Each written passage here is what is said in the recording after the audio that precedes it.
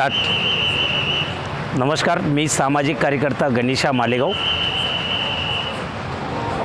सर्वप्रथम ज्या बंधूने आपलं बलिदान दिलेले, आत्महत्या केलेले, त्यांना मी भावपूर्ण श्रद्धांजली अर्पण करतो आणि जाहीर निषेध करतो कृती समितीचा सर्वप्रथम की ज्यांनी कर्मचाऱ्यांचा भावनेचा आदर न करता परस्पर 28% वगैरे काय ते मागण्या मंजूर केलेले आहे, हे अमान्य आहे असं मला वाटतं.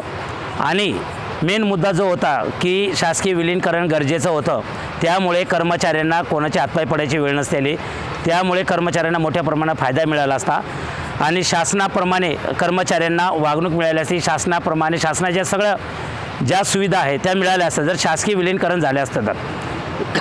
पण मला तरी वाटतं आकस्पोटी आणि मला तरी वाटतं की हेतू पुरस्कारपणे हा मुद्दा शासकीय विलीन करण्याचा हा मांडलेला नाही.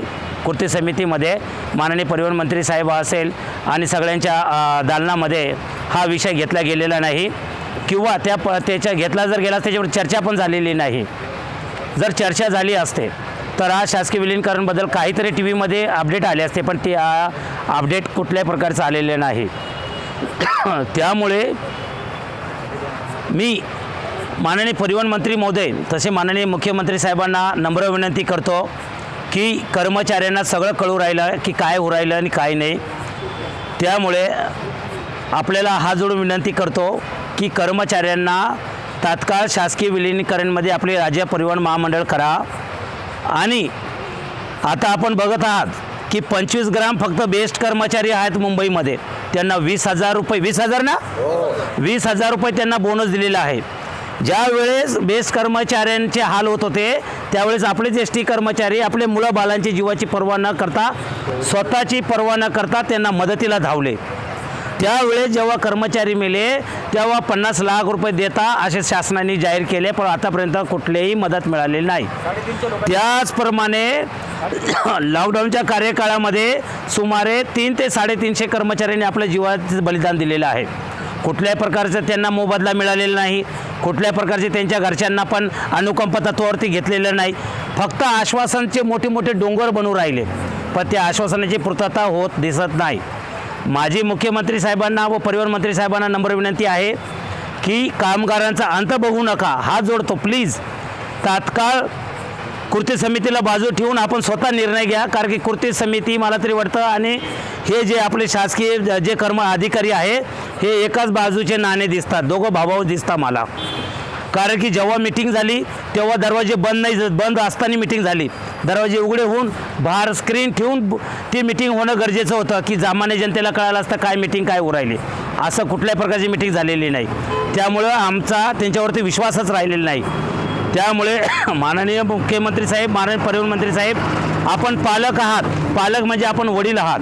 माझ्या मीडियाच्या माध्यमातून आपल्याला नम्र विनंती आहे की आपण तात्काळ कर्मचाऱ्यांच्या भावना, कर्मचाऱ्याचं दुःख बघून, आता दीपावली सण तोंडावरती आहे हे बघून तात्काळ शासकीय विलीनीकरण करून टाकावे आणि ते जाहीर करावे, हीच माझी आपल्याला हात जोडून नम्र विनंती आहे.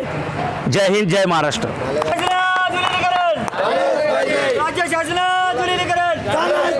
कामगार एकजुटीचा, कामगार एकजुटीचा.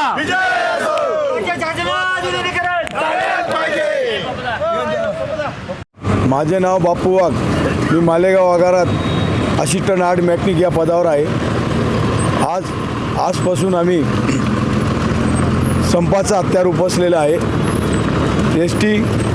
महाराष्ट्र एस टी संघटने कृती समितीचा आम्ही कृती समितीपासून बाजूला झालो आहोत आणि मालेगाव आगाराच्या कामगार एकजुटीने निर्णय घेऊन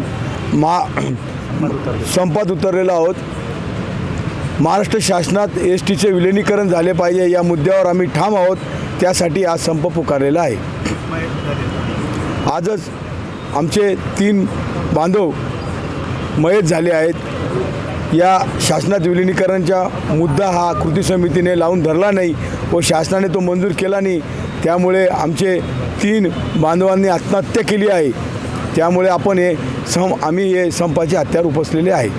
महाराष्ट्र राज्यात एस टीचे शासनात विलिनीकरण झालेच पाहिजे, हे आमची मुख्य मागणी आहे. राज्य शासनात विलिनीकरण झालेच पाहिजे. कामगार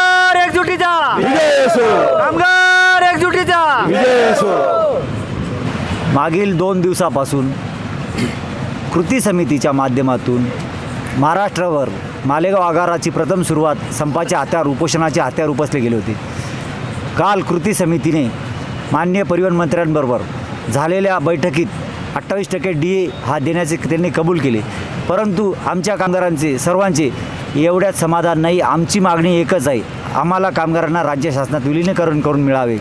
आजच आमच्या 3 बांधवांनी या राज्य शासनात विलीनीकरण न केल्यामुळे आत्महत्या केलेल्या आहेत. याला सर्वस्वी राज्य शासनाने याची नोंद घ्यावी आणि यापुढे हा लढा असाच चालू राहील जोपर्यंत राज्य शासनात विलीनीकरण होत नाही. राज्य शासनाने या गोष्टीची दखल घ्यावी. माझी सर्व कर्मचाऱ्यांतर्फे आपणास नम्र विनंती आहे, कुठेतरी आम्हा कामगारांना न्याय मिळावा. जो बंद थी वो कृति समिति के तरफ से हम 22 यूनियन हमारे यूनियन महाराष्ट्र महामंडल में उनकी तरफ से हम भी उनके में शामिल थे. उनके मान्यता उन्होंने जो दी उसके हम समर्थन नहीं है, के खिलाफ है. उसका उन्होंने जो हमारे को मांगनी मान्य की, उन्होंने जो कृति समिति की वजह से संप स्थगित करने लगाया था कि गाड़ियाँ चालू करो, प्रवासी को गैरसोई हो रही है, वो फिर से दिवाली की तरफ से प्रवासियों को गैरसोई हो रही, वो शुरू करो. लेकिन आज ये हमारे सवेरे से 3 बांधवों ने आत्महत्या की. इसलिए हमको भी आज कहीं तो भी लग रहा है कि हम ये गलत कर रहे, हम अपने ही परिवार से गद्दारी कर रहे. इसलिए हमारी एक ही मांग है, राज्य शासन में विलीनीकरण होना चाहिए. यानी इस वजह से हमारे परिवारों की अनेक समस्या दूर होगी. हम बार बार शासन की तरफ क्यों पगार के लिए मांग करें, बार बार वेतन के लिए उनसे क्यों आर्थिक मदद ले. यही हमारी मांग है, हमारा राज्य शासन में विलीनीकरण हो. इसलिए हम आप सबसे आपके लोक प्रतिनिधि की तरफ से, आपके माध्यम से, न्यूज़ के माध्यम से आपसे हम गुजारिश कर रहे हैं कि आप हमारी आवाज़ सरकार तक पहुंचाए और सरकार को हमारे आवाज़ राज्य शासन में विलीनीकरण करने के लिए बोलिए. हम पूरे मालेगांव आगार की तरफ से, सब कामगारों की तरफ से आपको गुजारिश करते हैं हमारी मांग ऊपर तक पहुंचाए. मी शीतल मारुती कापसे मालेगाव डेपोला वाहक म्हणून कार्यरत आहे. गेल्या 2 दिवसापासून आम्ही उपोषणला बसलो होतो, पण कृती समितीने जे काही दिले त्यामुळे संप मागे घ्यावा लागला आणि त्यांनी सांगितलं का संप मागे घ्या, गाड्या चालू करा. पण त्यांनी जे काही दिलं ते आम्हाला अमान्य आहे. त्यात आमचे काही बंधू आज आत्महत्या केली, ते आम्हाला मान्य नाही. आणि काही डेपो काही ठिकाणी आम्ही बंद ठेवलेले आहेत. त्यामुळे आम्ही पुन्हा संपाला चालू केलं आहे आजपासून. आमची एकच मागणी आहे की आम्हाला राज्य शासनात विलीनीकरण करावं, हीच आमची शेवटची मागणी आहे. कामगार एकजुटीचा आम्ही सर्व रापम कर्मचारी आम्ही इथं संपाचं 2 दिवसापासून हत्यार उपसलं आहे आणि राज्य शासनात विलीनीकरण झालं पाहिजे या मागणीसाठी आम्ही ठाम होतो. पण कृती समितीने जो चुकीचा निर्णय घेतला तो आम्हाला मान्य नाही. त्याच्यामुळे कामगारांमध्ये असंतोष निर्माण झाला आणि त्याच्यामुळे आमच्या बंधूंनी 2 ते 3 बंधूंनी आज आत्महत्या केल्या आणि त्याच्यामुळे आम्हाला असं कुठेतरी लाज वाटायला लागली की आम्ही कामगिरी करताना कसं काय कामगिरी करायचे. म्हणजे आमचे बंधू मेलेले आहेत, त्यांच्या मृत्यूवरून याच्यावरून आम्ही गाडी चालवतोय असं वाटायला लागलं. मग आम्हाला कुठंतरी हे वाटतं आम्ही एवढे शंट झालो का की आम्ही काही लढा देऊ शकत नाही. त्याच्यामुळे आम्ही विलीनीकरणाचं साठी शासनाकडे मागणी केलेली आहे आणि जर हे झालं नाही तर आम्ही सोमवारपासून सहकुटुंब सहपरिवारासह इथं आंदोलन करणार आहोत. मग त्याची जबाबदारी प्रशासनाची असेल, सर्वस्व जबाबदारी प्रशासनाची राहील. यापुढे प्रशासनाने जो निर्णय घ्यायला तो त्यांनी घ्यावा.